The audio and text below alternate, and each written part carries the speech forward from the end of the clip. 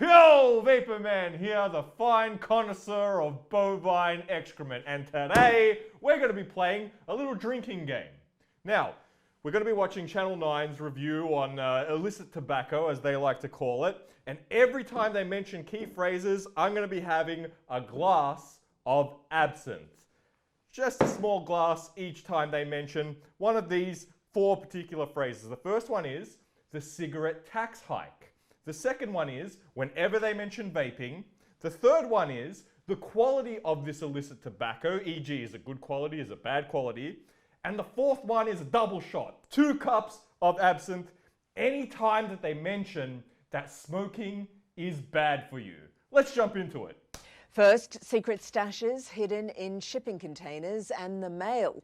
Not hard drugs, but a product making criminals more money than cocaine. Buyers think they're getting a bargain when it actually ends up costing us all. Here's crime editor Simon Boda's explosive investigation.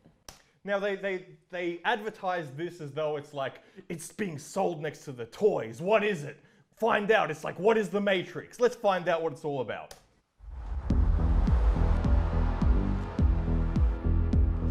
We are talking serious and organised crime. It needs an all-out war.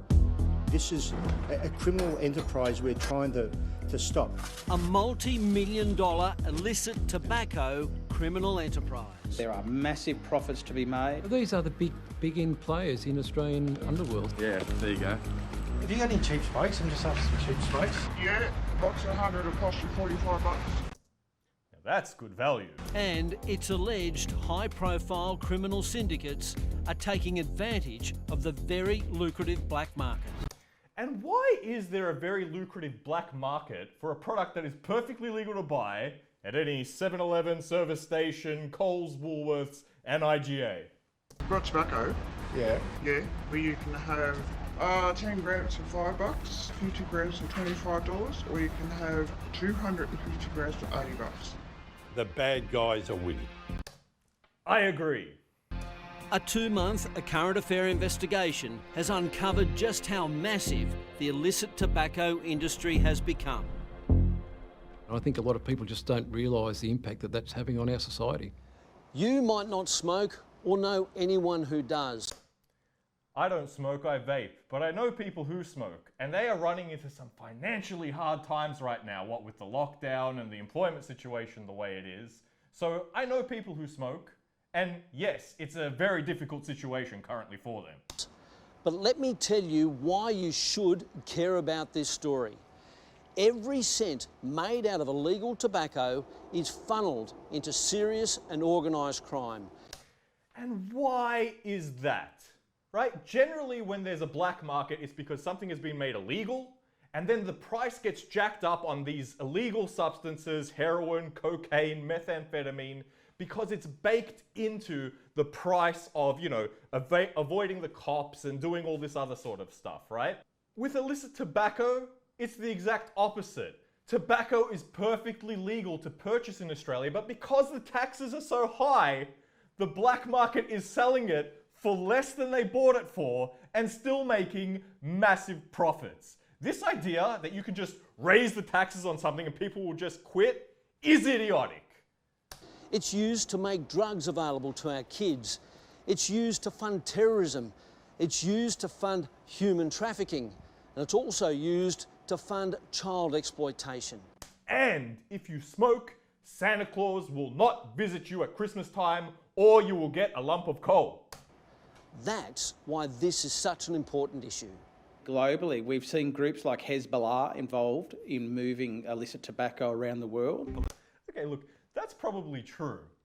But that says more about the ridiculous policies that we have in this country than it does about, people who are just trying to get by and reduce some of their costs from some of these ridiculous taxes, causing terrorism. 3 years ago, an international drug and tobacco syndicate was smashed. One of those meetings is alleged to have resulted in 900,000 packets of illegal cigarettes being shipped to Australia from Dubai last month. Michael Ibrahim is alleged to have made $6.75 million from that transaction. Brothers Michael and Fadi Ibrahim were arrested, Michael jailed for 30 He years. was a trusted and willing participant who engaged in the criminality, expecting significant Now keep in mind, he was jailed for 30 years. That's important for later in the story. financial gain. Fadi Ibrahim is expected to plead not guilty and will face trial next year. Could have 2 searches going at one time. Recently, we joined the state's toughest police in a swoop in Western Sydney. Once we get in, we might reassess what's actually in there and we'll work out a game plan. They were taking no chances. They can't. The stakes are too high in this tobacco war. This legitimate transportation yard at Leppington was once the rebel bikies clubhouse. As police fan out, a caretaker is detained. Is that a bazooka? Oh, no, that's a battering ram. No, that's okay. All right, just if people are selling like loose cigarettes or just a few loose tobaccos, don't bring a bazooka. Battering ram is fine though. Vapor Man's okay. Vapor Man proves. Execute a Commonwealth search warrant in relation to 2 containers that we located full of tobacco. Detective Sergeant Steve Hudson's from the State Crime Command's Criminal Group Squad. So your intelligence has brought you here on those containers, I take it? That's correct. They were found at container examination facility at Port Botany and then followed out to here. So what happens now? You'll crack them open and see what's inside? That's correct, yep. What do you expect to find? Lots of tobacco, cigarettes. He wasn't wrong. We're just going to commence a search of this shipping container here. Inside, boxes and boxes of illegal cigarettes. And now this would look like the back of a Coles truck. The only difference is the mafia boss that is pushing high cigarette prices on Australians when Coles are pushing it is the federal government. These people are in a business for themselves. Damn capitalists. Each of these cardboard boxes should contain 10,000 cigarettes. It's believed there are about 13 million cigarette sticks in this shipment. 13 million cigarette sticks. Imagine how many are sold legally. Once again, no mention that smoking is bad for you at this point, just that it's causing crime and a black market. Geez, I wonder what's going to happen if you make vaping illegal. Alone. It would have cost the syndicate a few tens of thousands of dollars to get it to Australia. Here on the streets, it's worth upwards of $13 million. And the reason why a substance that is perfectly legal to buy at any service station, supermarket, is worth that much on street value is because they raised the taxes. They raised them again by something like 12% in September. I don't know, I didn't notice. I haven't bought a pack of cigarettes for 5 years. This load originated in Serbia and came via China. These cigarettes were probably bought for as little as $2 a pack. Okay, so once again, brilliant investigative journalism here. What's that on the screen?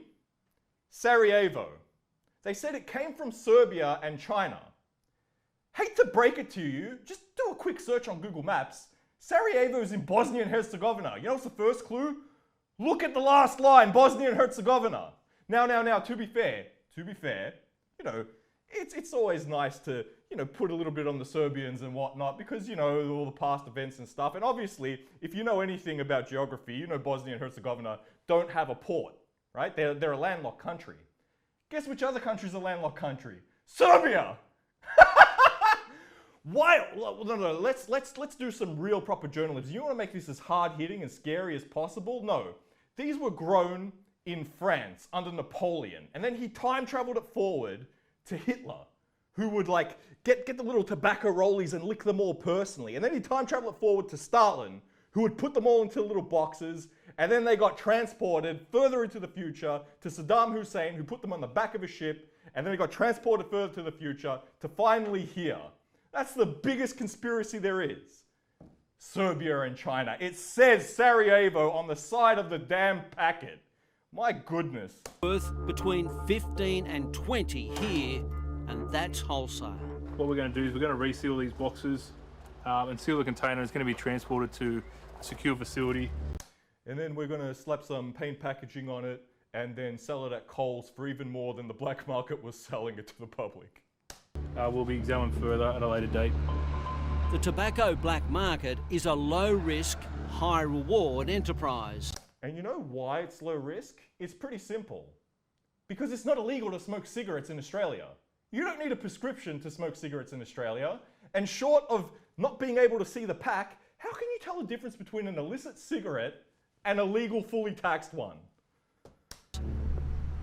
If a syndicate outlays $200,000, it can buy 20 kilograms of cocaine in Central America at $10,000 per kilo. On Australian streets, that's worth $140,000 per kilo, a profit of $2.6 million. Now I wonder why the people at Channel 9 chose cocaine as a comparison. Little Birdie once told me that one of the favourite drugs of choice down at Channel 9 is old... But if the syndicate outlays $200,000 on tobacco, it can buy 1 million packets of illicit cigarettes in China at 20 cents a packet. What does China have to do with this? Like, I know, China and Russia, they're the boogeyman. We have to be scared of them. Everything that's good comes out of places that are not Russia and China, or Serbia, I guess, in this particular example. But what does China have to do with this? What, they went through Chinese waters? It stopped off at a Chinese port and then came to here? I thought you said they originated from Serbia.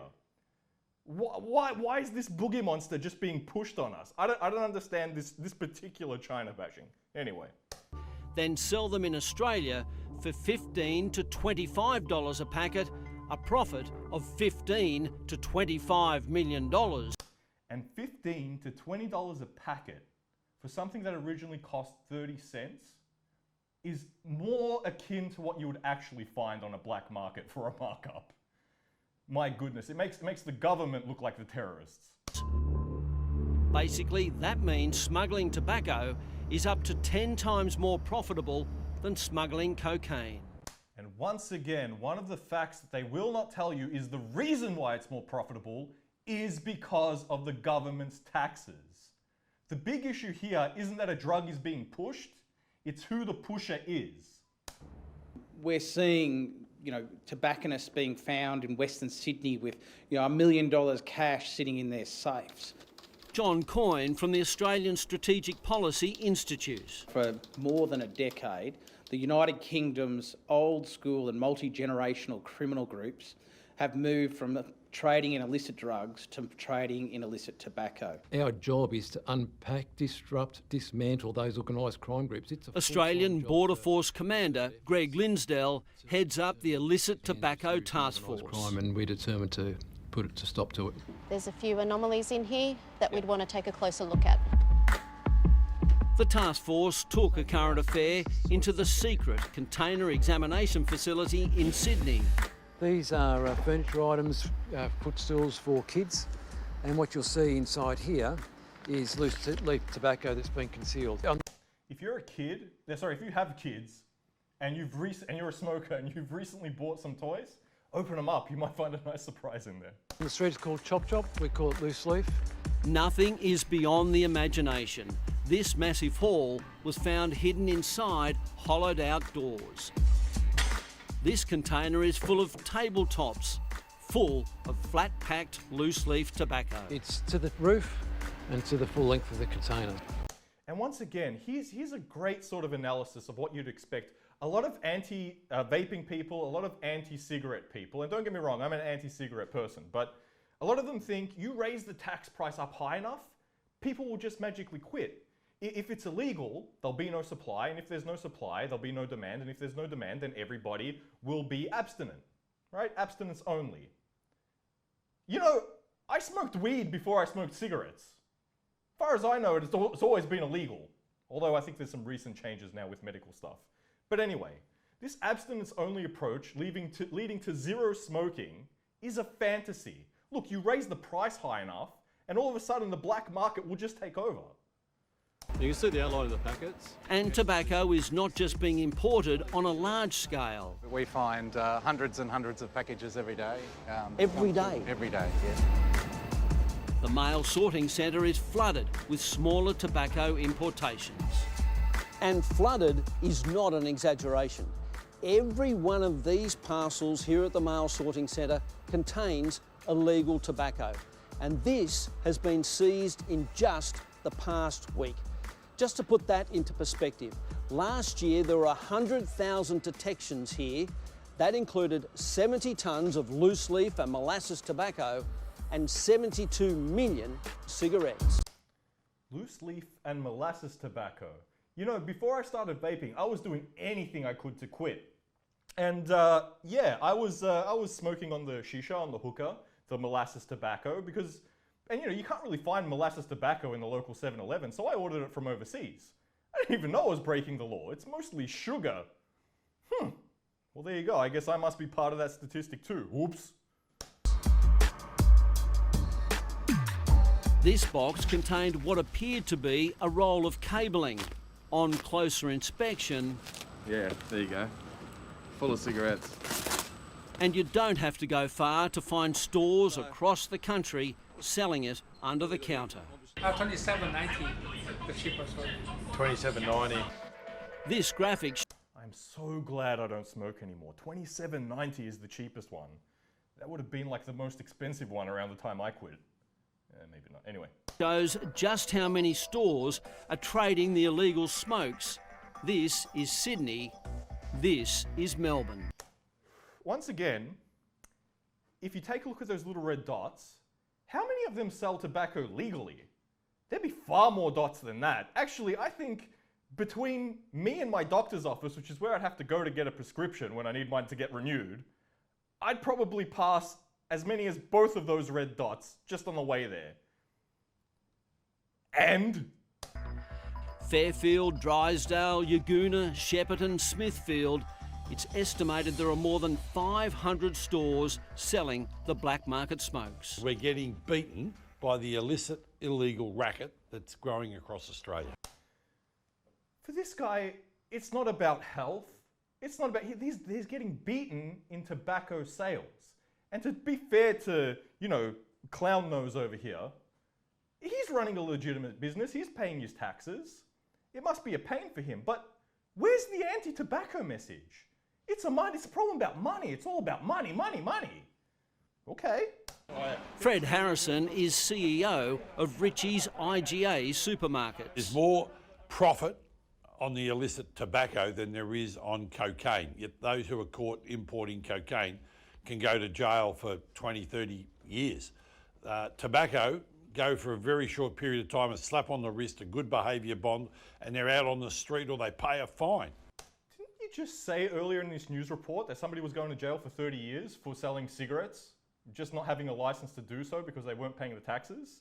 So on one hand they're saying, oh, it's just a slap on the wrist, on the other hand they're saying 30 years.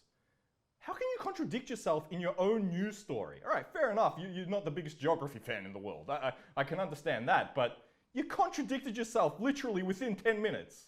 Mr. Harrison's been lobbying government to help combat the illegal trade. You know how's a good way to combat the illegal trade? Look, last year the Australian government made $17 billion in revenue off the tobacco tax, right? Now look, that just goes into the slush fund for the government. They can just go and pay for it with whatever. Here's what I suggest. Let's look at the cases of tobacco illness and tax it accordingly to how much tobacco is being sold to pay for that on the healthcare system, right? Don't get me wrong, I'm all for taxes, okay? I'm not some crazy libertarian. I'm all for taxes, but it has to be proportional. You can't just try and tax something out of existence because you'll never guess what will happen. But the trouble is, there is not a coordinated, planned attack between the feds and the state government and the police. No, the trouble is the taxes are too damn high. And the statistics are staggering. A KPMG report claims more than 20% of all tobacco consumed in Australia is illicit. That's costing an incredible $3 billion in lost revenue for the government. Once again, $17 billion in government revenue from having the taxes up so high. It's just a calculation, a cost of doing business. Well, we don't want to let the illicit market go up more than 20%. So yeah, I think 17 billion is about the sweet spot for how much we can milk out of smokers during a pandemic in a recession. Surely illicit tobacco and $3.4 billion is there for the grabbing. The federal government has launched a joint parliamentary inquiry. It's due to report soon. It's a major priority to dismantle these organised crime groups. Jason Wood is the Assistant Minister for Customs. And here's the other problem with the black market, okay? You have a product that could legally be sold in supermarkets, service stations, on and on it goes, right? But because the taxes are so high, you're now encouraging the black market to sell it at a lower cost and still make a massive amount of profit. Now, they're right in the fact that this will raise crime, this will raise violent crime. I mean, if there are any bad quality tobacco products, which they haven't mentioned so far, you know, there's no chance for recourse. You can't go back to Coles and go, hey, this cigarette pack has urine all over it. Can I get my money back, right? All they're thinking about is making money, money, money. Now that I entirely, totally agree with. Not one time have they mentioned that smoking is bad for you. No, the problem is buying them illicitly. It's not smoking tobacco that's the problem in this news story. No. Smoking tobacco is fine. The problem is money, money, money. They don't care who they hurt, how they hurt them. He'd like more coordination between federal and state authorities, as well as legitimate retailers, to stamp out the problem. If you're an organised crime group or anyone trying to bring in illegal cigarettes, you get caught and you actually can go to jail for up to 10 years. 30 years, 10 years, slap on the wrist, a few months. Did they do any investigation here? Like, you know, Google Maps withstanding. What many smokers don't realise is that they are committing an offence when they buy a packet of illicit smokes.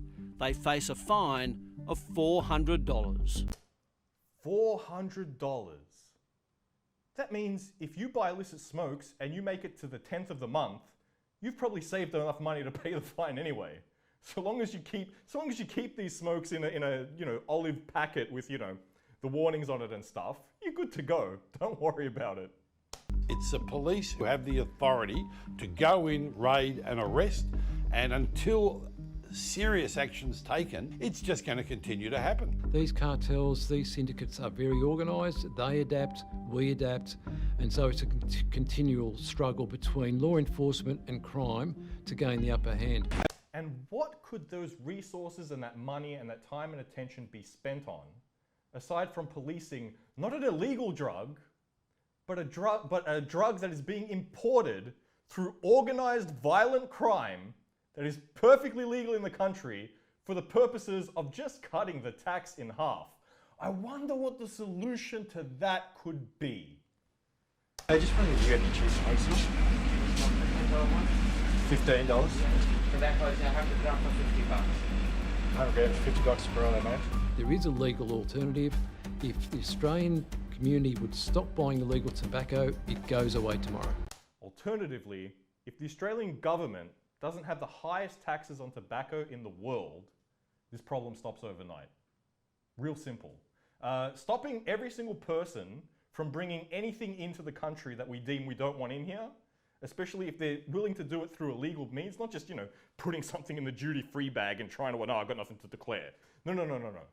Organised crime syndicates, right, go away in a heartbeat. All you have to do is match their prices. Yes, and just for the record, A Current Affair did not purchase any illegal tobacco products during that undercover investigation. No, but I noticed that you had undercover cameras and you actually got the person selling it on camera, which you didn't do for the vaping video. Interesting. All right, let's just run through here from our little drinking game if you were playing along at home. The times they mentioned the cigarette tax hike, the one that recently happened in September of 12%. Meh. The number of times they mentioned vaping in the news story. Meh. The number of times they mentioned the quality of tobacco. Is it a dangerous tobacco that they're importing, or is it just as deadly as the one that you can buy at Coles? And the double points. Smoking is bad for you. I would like to take this opportunity to remind you that smoking causes cancer and you should not smoke, whether you're getting it cheap or whether you're paying the government's exorbitant prices for it. Now, some of you may be surprised that A Current Affair isn't, has integral journalism and aren't, copying their facts and making sure that they get a news story for you. But this drinking game is proof. If you're going to play a drinking game on a current affairs getting their facts right, you're going to be sober as a priest on Sunday. If you don't know, now you know.